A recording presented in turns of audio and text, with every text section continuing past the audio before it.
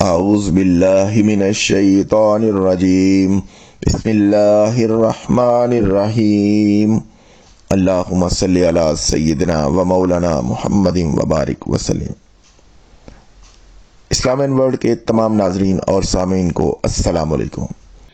سامعین محترم، رمضان المبارک کا مقدس اور بابرکت مہینہ اپنی رحمتوں اور برکتوں کے ساتھ جاری و ساری ہے۔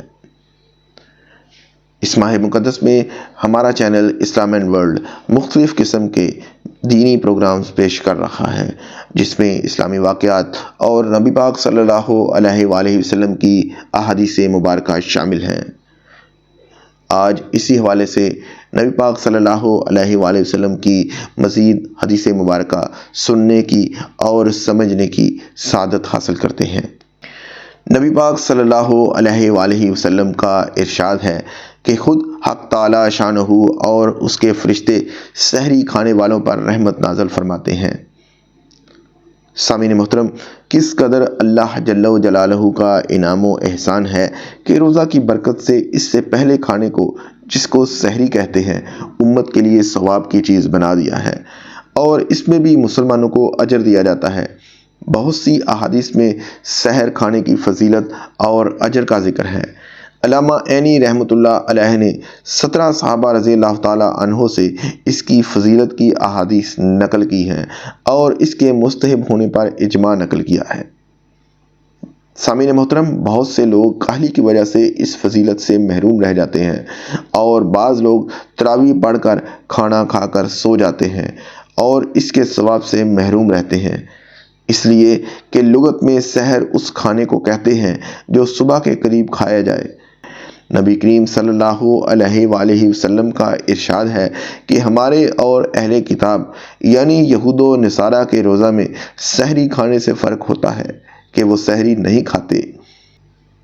ایک جگہ ارشاد ہے کہ سحری کھایا کرو کہ اس میں برکت ہے۔ ایک اور جگہ ارشاد ہے کہ 3 چیزوں میں برکت ہے: جماعت میں اور سرید میں اور سحری کھانے میں۔ نبی کریم صلی اللہ علیہ وآلہ وسلم کا ارشاد پاک ہے کہ رمضان المبارک کی ہر شب و روز میں اللہ کے یہاں سے جہنم کے قیدی چھوڑے جاتے ہیں، اور ہر مسلمان کے لیے ہر شب و روز میں ایک دعا ضرور قبول ہوتی ہے۔